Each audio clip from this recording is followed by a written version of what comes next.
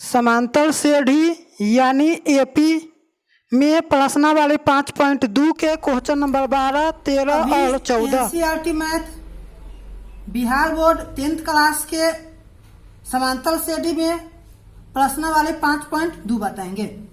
5.2 के question number 12 आपको अभी हम बता रहे हैं। क्वेश्चन नंबर 12 में लिखे हुआ है दो समांतर श्रेणियों का सार्व अंतर समान है।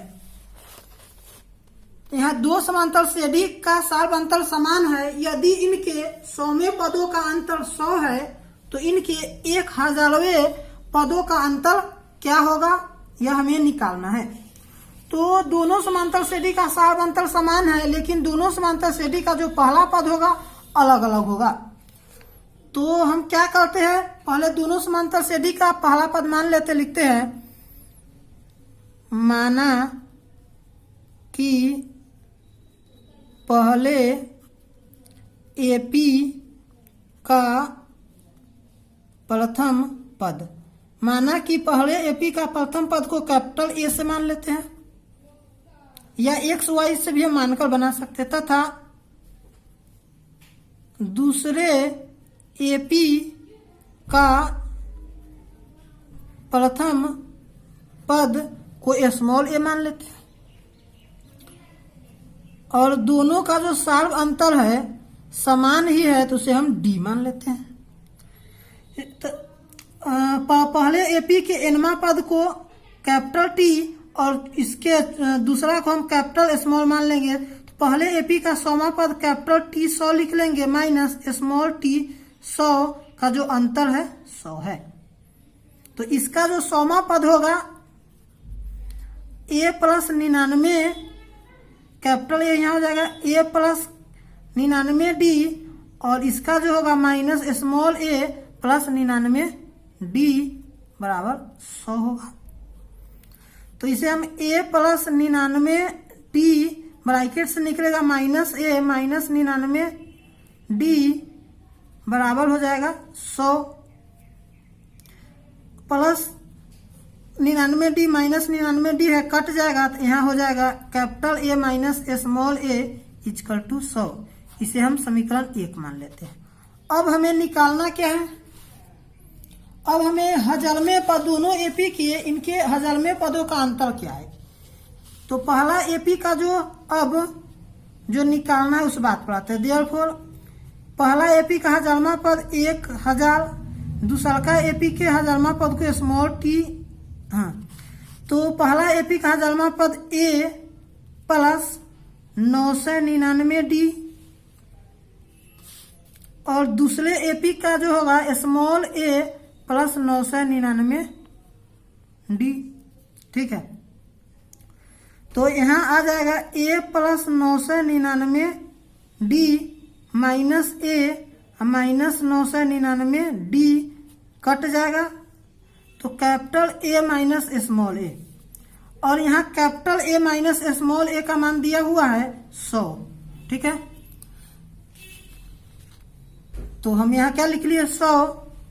तो दोनों एपी के हजारवें पदों का अंतर क्या होगा, भी 100 होगा। तो हमें पूछ रहा था हजारवें पदों का अंतर क्या है, तो लिख लेंगे अतः इनके 1000वें पद का अंतर भी 100 है। अब क्वेश्चन नंबर 13 एकदम आसान है। क्या 3 अंकों वाली कितनी संख्या 7 से विभाजित है। क्वेश्चन नंबर 13 में है 3 अंकों वाली कितनी संख्या 7 से विभाजित है। तो हम जानते हैं 3 अंकों की सबसे छोटी संख्या 1000 होगा तथा 3 अंकों की सबसे बड़ी संख्या 999 होगा। ये दोनों के बीच के कितनी संख्या जो है 7 से विभाजित है, इसे हम कैसे बनाएंगे से देखिए आगे। तो क्वेश्चन नंबर 13 में पूछा जा रहा था 3 अंकों की कितनी संख्या 7 से विभाजित है। तो 3 अंकों की सबसे छोटी संख्या 100 होगा, 1 पर 00 और 3 अंकों की सबसे बड़ी संख्या 999 होगा। इसे मालूम करना है 3 अंकों की संख्या जो 7 से विभाज्य हो 100 से लेकर 999 तक कितना है। तो पहले हम क्या करेंगे, 7 से 100 में भाग दे देंगे। 7 में जब 100 से भाग देंगे तो एक बार में 7 लग जाएगा, 10 में से 7 घटाएंगे 3, फिर 0 उतरेगा, 7 चौक 28, यहाँ 2 हो जाएगा।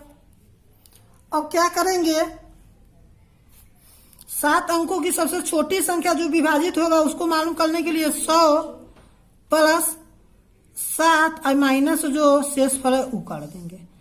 तो 7 में से 2 घटा लेंगे 5, 100 में 5 जोड़ेंगे तो 105, यानी 2 अंकों की सबसे छोटी संख्या, 3 अंकों की सबसे छोटी संख्या 105 है जो 7 से विभाजित है, तो फिर 105 हो जाएगा। फिर 105 में हम 7 जोड़ देंगे तो 112 हो जाएगा।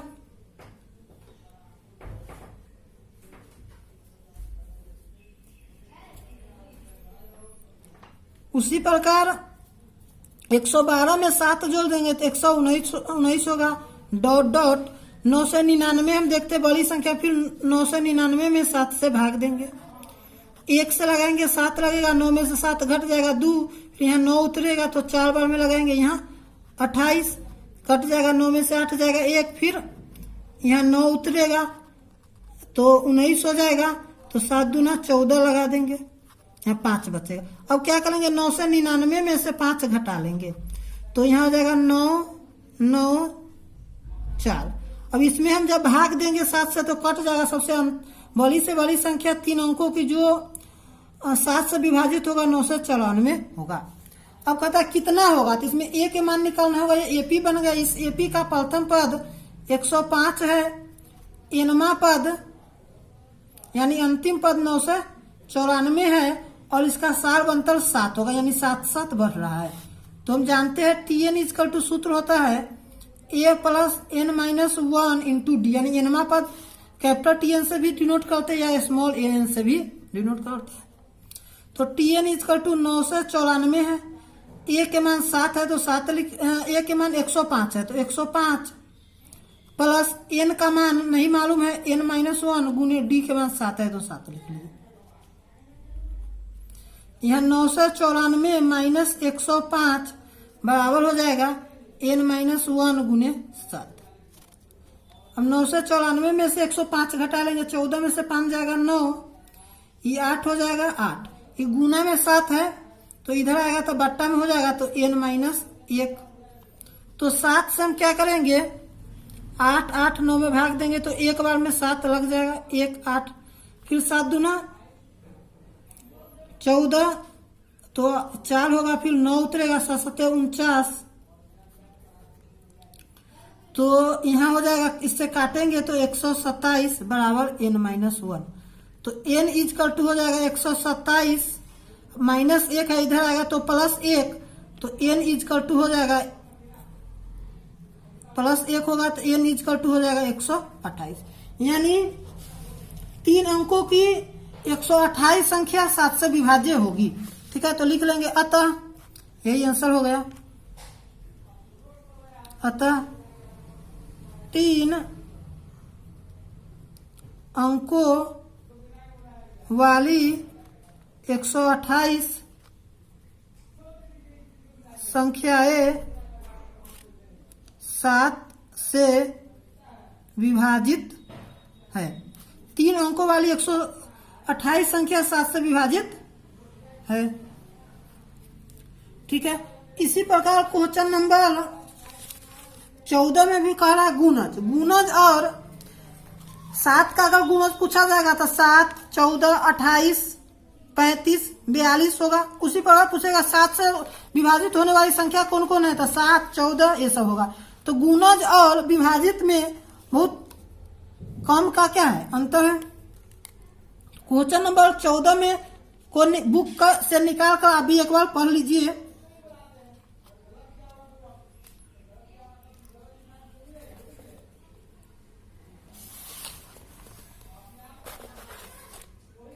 लिखा हुआ है 10 और 250 के बीच चाल के कितने गुणज है। तो हमें 10 और 250 के बीच चाल के गुणज निकालना है। तो ये भी एक एपी का फॉर्म में हम मालूम कर लेते हैं।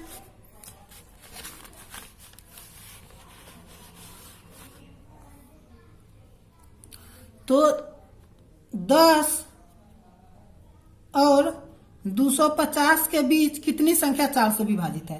तो ये भी एक एपी बनेगा। तो हम देख रहे हैं 4 से क्या करेंगे, 4 से 10 में भाग देंगे तो 2 बार में लग जाएगा। तो 4 दूना 8, तो 10 में से 8 घटाएंगे 2, 10 में हम क्या करेंगे 4 जोड़ कर फिर जो शेष पर आया वो घटा लेंगे, यानी 12 हो जाएगा।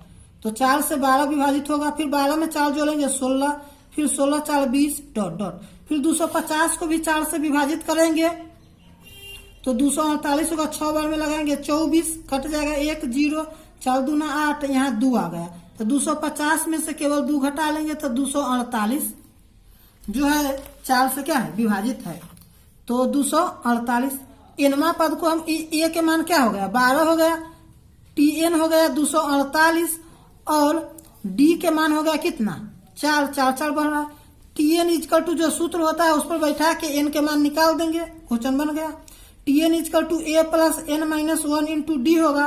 टी एन के मान 248 है, 248 बराबर ए के मान 12 है तो 12 प्लस एन माइनस 1 गुने 4, 12 इधर चला आएगा तो 248 minus 12 is equal to N minus 1 गुने 4।